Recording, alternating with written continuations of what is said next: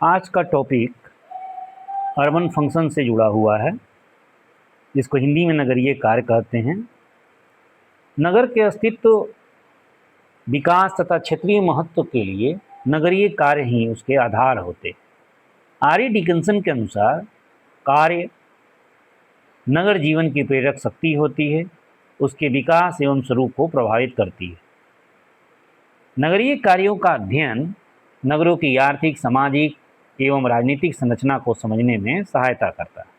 नगर के बहुत प्रकार के कार्य होते हैं, जैसे कि manufacturing, trade and commerce, transport and communication, mining, professional services जैसे कि एजुकेशंस, मेडिकल्स, फाइनेंशियल सर्विसेज जैसे कि बैंक, बीमा, पब्लिक एडमिनिस्ट्रेशन जैसे प्रशासन, पब्लिक यूटिलिटी सर्विसेज जैसे बिजली, जल, स्वच्छता, ये सब नगर के कार्य। सोशियो कल्चरल सर्विसेज जैसे कि धार्मिक और सांस्कृतिक सेवाएं।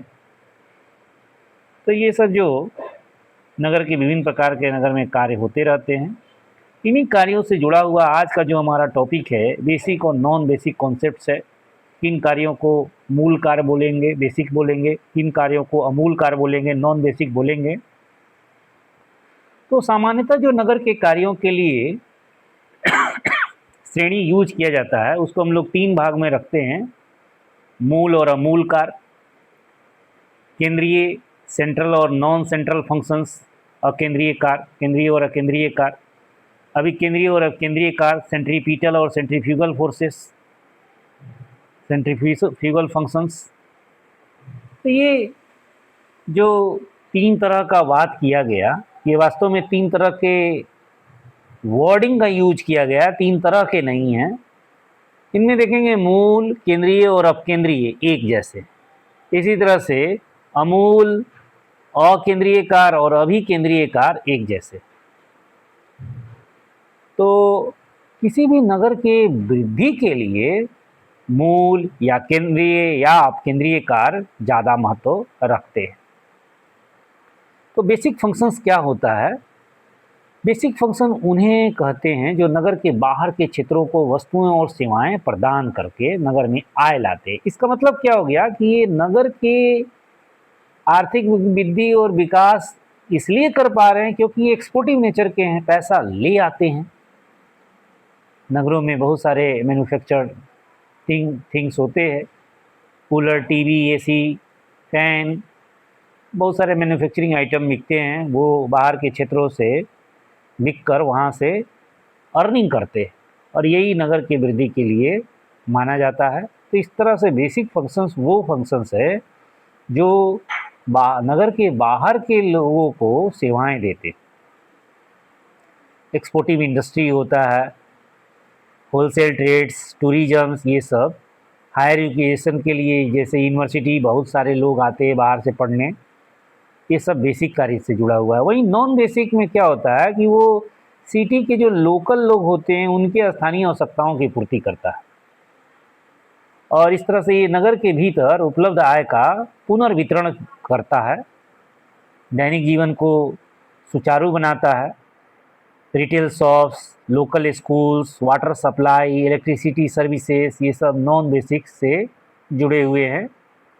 वास्तव में बेसिक नॉन बेसिक का जो कॉन्सेप्ट है, डब्ल्यू सोमबर्ट ने 1902 ईस्वी में प्रतिपादित किया। उसके बाद विभिन्न विद्वानों ने इस पर स्पष्टीकरण दिया, जैसे एफ.एल.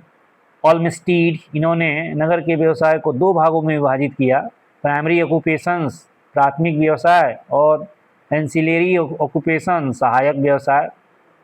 इसी तरह से एम. अरूसो ने सबसे पहले बेसिक नॉन बेसिक अवधारणा को स्पष्ट रूप से प्रस्तुत किया और इन्होंने नगर की वृद्धि के लिए प्राइमरी और सेकेंडरी व्यवसाय माना। प्राइमरी ऑक्यूपेशंस जो है वो बेसिक से जुड़ा होगा, सेकेंडरी ऑक्यूपेशंस, द्वितीयक व्यवसाय, वो नॉन बेसिक से जुड़ा होगा। इसी तरह से रिचर्ड बी एंड्रयू ने इस अवधारणा के ऐतिहासिक विकास का विश्लेषण किया और उसके लिए इंटरनल और एक्सटर्नल अर्बन फंक्शंस नाम दिया। आंतरिक और बाह्य नगरीय कार्य। आंतरिक कार्य नॉन बेसिक से जुड़ा होगा, जबकि बाह्य नगरीय कार्य, एक्सटर्नल अर्बन फंक्शंस, वो बेसिक से जुड़ा होगा। पहला भूगोलवेत्ता रिचर्ड हडसन थे, जिसने बेसिक नॉन बेसिक कॉन्सेप्ट्स को मिनियोपोलिस सेंट पॉल में लागू कर वहाँ के फंक्शंस का क्लासिफिकेशंस किए। इसी तरह से होमर हायट ने बेसिक फंक्शंस को माना कि इससे अर्बन ग्रोथ होता है, नॉन बेसिक फंक्शन से इससे अर्बन सर्विसेज उन्होंने बोला। तो अब हम लोग को स्पष्ट हो गया बेसिक फंक्शंस क्या होता है, कि बाहरी क्षेत्रों को सेवा देता है। नॉन बेसिक फंक्शंस स्थानीय क्षेत्रों को सेवा देता है। बेसिक फंक्शन नगर में आय लाता है, नॉन बेसिक नगर के भीतर आय का वितरण करता है। बेसिक फंक्शन जो होता है नगर विकास का आधार है, जबकि नगर जीवन को बनाए रखने का कार्य नॉन बेसिक का है। बेसिक फंक्शंस एक्सपोर्ट ओरिएंटेड होते हैं, जबकि non basic function service oriented होते हैं। उद्योग, पर्यटन ये सब बेसिक फंक्शंस के एग्जाम्पल हैं, जैसे दुकान, स्कूल, जल विद्युत सेवाएं, ये सब नॉन बेसिक के एग्जाम्पल्स हैं। तो क्लियर हो चुका है ये। तो चलिए हम लोग अब नेक्स्ट देखते हैं बेसिक नॉन बेसिक रेशियो पर बहुत सारे विद्वानों ने काम किया। सामान्यतः किसी भी नगर की सभी गतिविधियों में कुछ सीमा तक बेसिक होती हैं और कुछ नॉन बेसिक, एक साथ दोनों रहती हैं। इसलिए किसी भी शहर में बेसिक नॉन बेसिक का रेशियो के द्वारा हम लोग उस शहर के फंक्शंस को समझ पाते हैं। मान लीजिए किसी नगर की आय का 75% भाग बेसिक से जुड़ा हुआ और 25% भाग नॉन बेसिक से, तो इसका मतलब है कि उस शहर का BN रेशियो क्या हो जाएगा, बेसिक नॉन बेसिक रेशियो क्या हो जाएगा, 3:1 आ जाएगा। 300:100 कह सकते हैं इसको, या 75:25 कह सकते हैं। नगर के क्षेत्रफल में वृद्धि के साथ यह अनुपात घटता जाता है बेसिक नॉन बेसिक का। उद्योग, व्यापार, आकार, स्थिति जैसे कारक भी इस अनुपात को प्रभावित करते हैं। समय के साथ यह अनुपात बदलता रहता है। विभिन्न नगरों में भिन्न भिन्न बेसिक नॉन बेसिक का अनुपात होता है। इसी तरह से JW अलेक्जेंडर हैं 1954 में बेसिक नॉन बेसिक के आधार पर सिटी को 4 कैटेगरी में रखे। अगर मान लीजिए कि किसी शहर में 75 से 100% बेसिक वर्क की डोमिनेंसी है तो उसको बेसिक कैटेगरी का शहर बोल देंगे। अगर 50 से 75% बेसिक है तो उसको मेनली बेसिक बोलेंगे। अगर 25 से 50% केवल बेसिक वर्क दिख रहा है तो उसको मेनली नॉन बेसिक बोल देंगे। और अगर बेसिक वर्क सिर्फ 0 से 25% के बीच में है तो उसको नॉन बेसिक कैटेगरी का शहर बोल देंगे। तो ये हम लोग देख लिए। अब नेक्स्ट पॉइंट है इसमें बेसिक नॉन बेसिक को समझने के लिए कुछ प्रादेशिक और राष्ट्रीय औसत विधि का यूज किया गया। तो ये मेथड हम लोग को बताता क्या है कि जनसंख्या और उपभोग के बीच में प्रत्यक्ष संबंध होता है।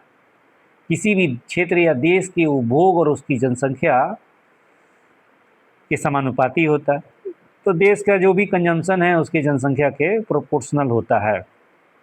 किसी व्यवसाय में क्षेत्रीय या राष्ट्रीय औसत से अधिक कार्यरत श्रमिकों को बेसिक लेबर माना जाता है। तो कोई भी ऑक्यूपेशंस हो उसमें अगर क्षेत्रीय और राष्ट्रीय औसत से अधिक वर्कर लगे हुए हैं तो ये बेसिक लेबर से हैं। और शेष को उन्होंने द्वितीयक और नॉन बेसिक लेबर कह दिया। द्वितीयक और नॉन बेसिक एक ही चीज़ होता है। CD हैरिस ने इसके लिए आधारभूत श्रम बराबर यानी लेबर बेसिक लेबर्स को निकालने के लिए वास्तविक रोजगार, टोटल रोजगार कितना है, माइनस अनुमानित आवश्यक रोजगार। अनुमानित आवश्यक रोजगार के लिए उन्होंने एक फार्मूला दिया, small TP by capital TP into E, जहाँ की TP स्मॉल TP नगर की जनसंख्या है, TP पूरी क्षेत्र की जनसंख्या है या देश की जनसंख्या है, और E स्मॉल E उस व्यवसाय में क्षेत्र का कुल कितना रोजगार है। इसके माध्यम से एस्टिमेटेड नेसेसरी एम्प्लॉयमेंट हम लोग निकाल पाते हैं और इसके आधार पर हम लोग आधारभूत श्रम पता कर ले रहे हैं। हैरिस ने इस तरह का सॉल्ट लेक सिटी में अध्ययन में पाया क्या कि कुल 54,000 श्रमिकों में से 10,000 श्रमिक बेसिक श्रेणी के थे, जबकि शेष स्थानीय आवश्यकताओं की पूर्ति करते थे। होमर हायट ने न्यूयॉर्क महानगरीय क्षेत्र में राष्ट्रीय औसत विधि का उपयोग कर आधारभूत रोजगार की गणना की थी। इसके लिए इन्होंने निम्न फार्मूला का यूज किया था, B = small E minus small TP by capital TP into E, जहाँ B नगर ए के रासायनिक उद्योग में कार्यरत आधारभूत श्रमिकों की संख्या बता रहा है, बेसिक कितनी बेसिक लेबर्स हैं। ई नगर ए में कार्यरत कुल श्रमिक हैं, जबकि टीपी नगर ए की कुल जनसंख्या है, कैपिटल टीपी देश की कुल जनसंख्या है, और ई कैपिटल ई देश के रासायनिक उद्योग में कार्यरत कुल श्रमिक है, जो देश का ये है। और इसके आधार पर बी हम लोग कैलकुलेट करते हैं। अगर बी का वैल्यू 0 से ज़्यादा आता है तो ये आधारभूत रोजगार बेसिक लेबर में डोमिनेंसी रखता है, अगर 0 या 0 से कम आता है तो यहाँ पर नॉन बेसिक की डोमिनेंसी है। तो ये जितना भी टॉपिक हम लोग पढ़ रहे हैं बेसिक नॉन बेसिक रेशियो के लिए ये बता रहा है।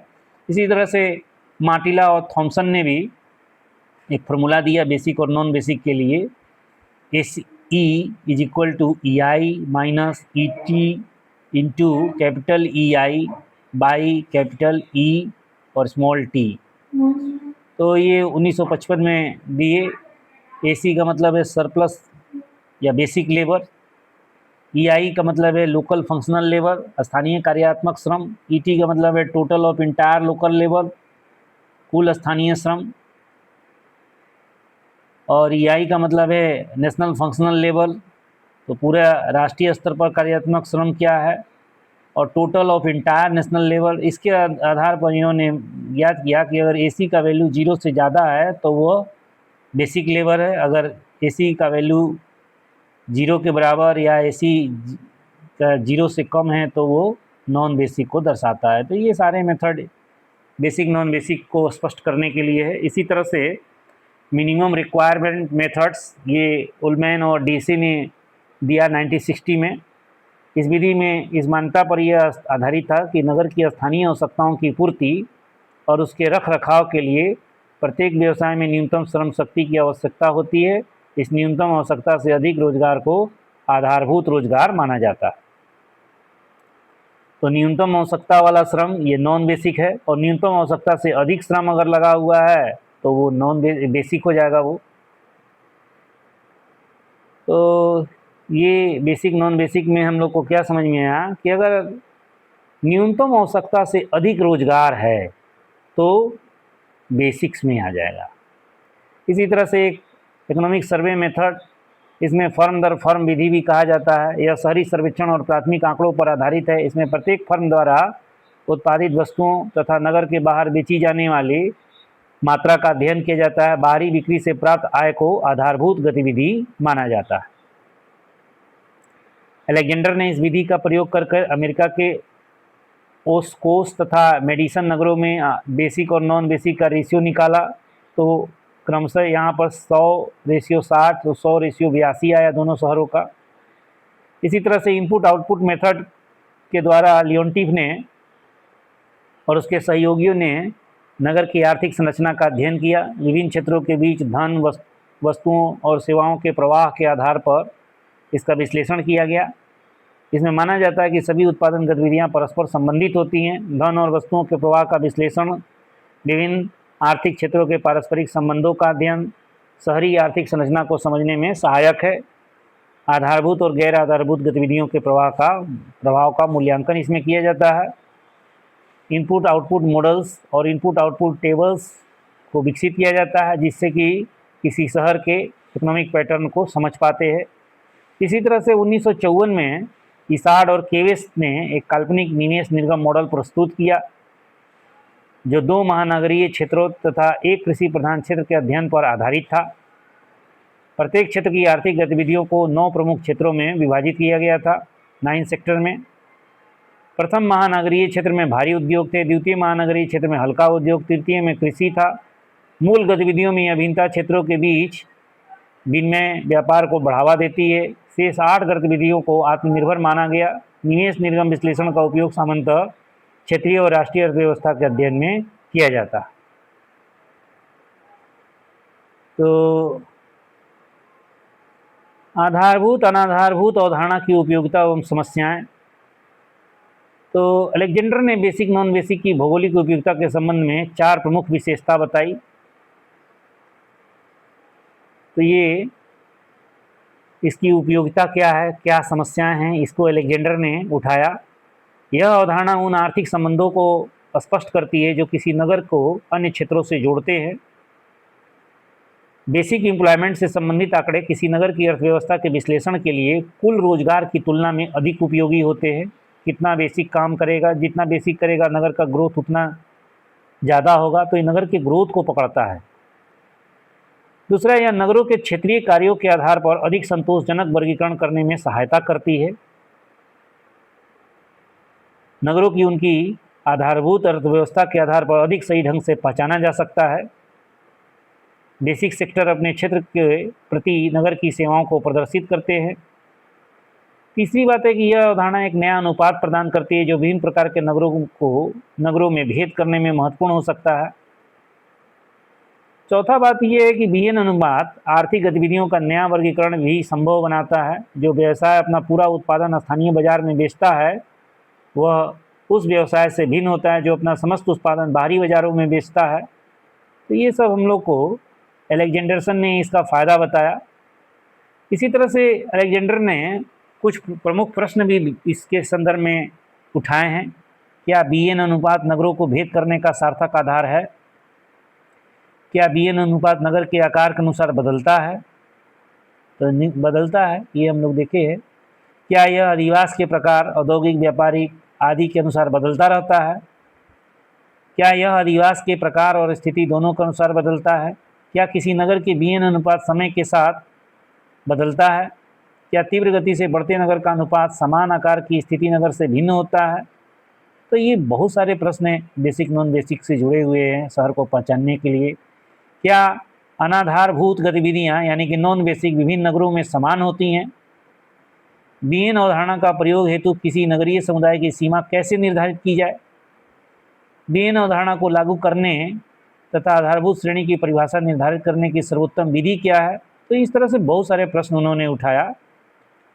इन प्रश्नों से स्पष्ट होता है कि बेसिक और नॉन बेसिक अवधारणा में और अधिक परिष्कार यानी कि प्यूरीफाई, रिफाइनमेंट करने की ज़रूरत है और इसमें मेथोडोलॉजिकल इम्प्रूवमेंट करने की बात है। एक इसी तरह का मेथोडोलॉजिकल इम्प्रूवमेंट जिसको 5th percentile method basic non basic के लिए जी अलेक्जेंडरसन ने यूज किया 1956 में।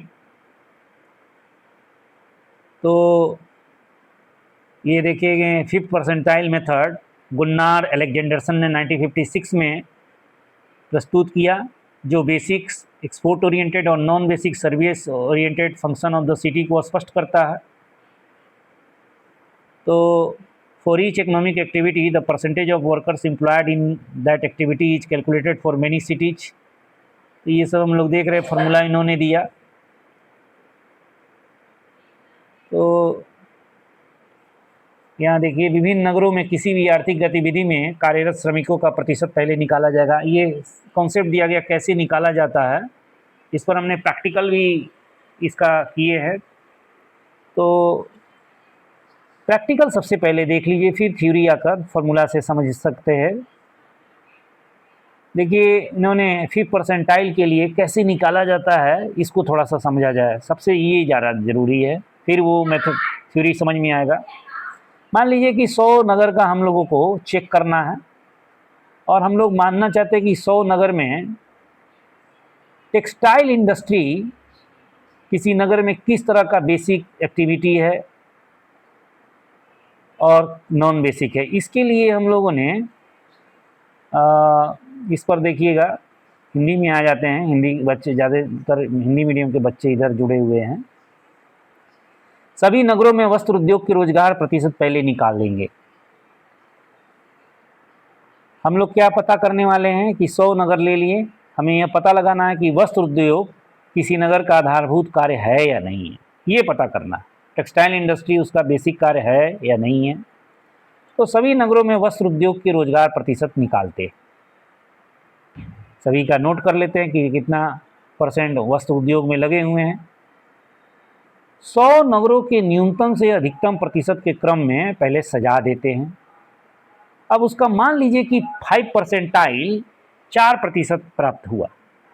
हम लोग देख लिए उसका परसेंटाइल निकाले और मान लीजिए कि 4% निकल के आया। इसका अर्थ है कि किसी नगर में 4% रोजगार स्थानीय आवश्यकताओं को पूरा करने के लिए पर्याप्त माना जाएगा, उससे ऊपर वाला बेसिक्स में माना जाएगा। जैसे इटावा नगर का हम लिए है, मान लीजिए कुल रोजगार 50,000 है, वस्त्र उद्योग में रोजगार यहाँ 8,000 लगा है, और 5% मान लीजिए कि इसका हम लोगों ने 4% ले लिया है। तो स्थानीय आवश्यकताओं हेतु रोजगार क्या हो जाएगा, इसका फॉर्मूला पर 0.0, इसका 4% का हम लोग अगर इसको फ्रैक्शन में तोड़ के पॉइंट में ले आए 4% को, तो 4/100 हो जाएगा, और ये 0.04 आ गया, ये परसेंटाइल हो गया, इंटू 50,000 पूरी पॉपुलेशंस, इसको मल्टीप्लाई किए तो 2,000 निकल के आया, यानी 2,000 स्थानीय आवश्यकता हेतु उपयोगी है। इसके बाद जो है आधारभूत रोजगार, ये 2,000 स्थानीय आवश्यकता की पूर्ति के लिए है, 8,000 टोटल चूंकि वस्त्र उद्योग में लगे हैं, तो 8,000 माइनस 2,000, 6,000 मतलब एक्सपोर्ट के लिए है। तो 6,000 रोजगार एक्सपोर्टिंग नेचर के है, 2,000 कर्मचारी स्थानीय मांग की पूर्ति करेंगे, इसको नॉन बेसिक में रख लिए, और 6,000 कर्मचारी बाहरी बाजार के लिए उत्पादन करें, इसे बेसिक काम कहेंगे। अतः वस्त्र उद्योग इटावा का इकोनॉमिक बेस कार्य माना जाएगा। तो ये हम लोग देख लिए कैसे निकाला जाएगा, क्योंकि ये सब आपको बुक्स में मिलेगा नहीं, इस पर मैंने थोड़ा सा काम किया था। तो यहाँ पर देखिए 5th परसेंटाइल निकालने के लिए वही आपको कॉन्सेप्ट दिया गया है। ये यहाँ देखिए, अब यहाँ से समझ सकते थ्योरी। विभिन्न नगरों के किसी आर्थिक गतिविधि में कार्यरत श्रमिकों का प्रतिशत निकाला जाता है। तो कोई भी एक आर्थिक गतिविधि चुन लें, उसमें कार्यरत श्रमिक का प्रतिशत निकालते हैं।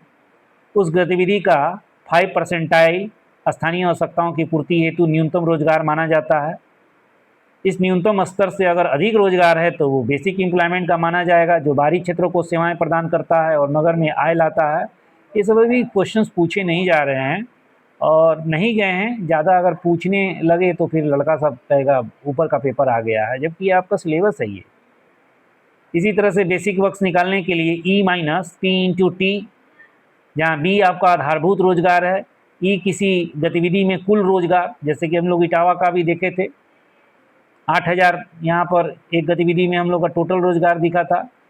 उस गतिविधि का 5% अनुपात, जैसे कि आप 4% निकाले थे, 4.04 आया था, इंटू टी उस नगर का कुल रोजगार, जैसे कि 50,000 हम लोग का इटावा का आया था। इसके आधार पर हम लोग निकाल लेते हैं। नगर के आधारभूत और आधारभूत कार्यों का निर्धारण इससे होता है। आर्थिक आधार के अध्ययन के आर्थिक आधार पर नगर का अध्ययन में उपयोगी है, नगरीय और क्षेत्रीय नियोजन में सहायक है, नगर की विशेषीकृत गतिविधियों की इससे पहचान होती है। इसकी लिमिटेशन है कि 5वें प्रतिशत का चयन कुछ हद तक मनमाना लगता है। परिणाम तुलना हेतु चुने गए नगरों पर निर्भर करते हैं। यह मान लेता है कि न्यूनतम रोजगार स्थानीय मांग को दर्शाता है। तो ये सब इसकी थोड़ी सी कमी भी है। पंचम प्रतिशत विधि में 5वें प्रतिशत तक यानी 5% रोजगार स्तर को स्थानीय मांग माना जाता है तथा उससे अधिक रोजगार को बेसिक रोजगार माना जाता है।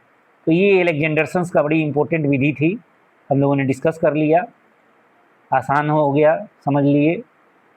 इसी तरह से